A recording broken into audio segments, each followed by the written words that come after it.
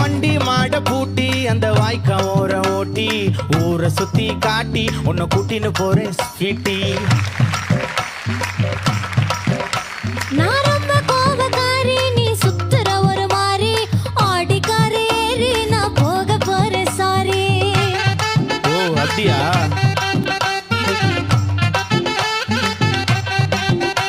நான் வைக்க மாட்டேன் தாடி, நீ வேணா எனக்கு போடி. இந்த மாமாவை தான் தேடி உன் தங்கச்சி வர ஓடி.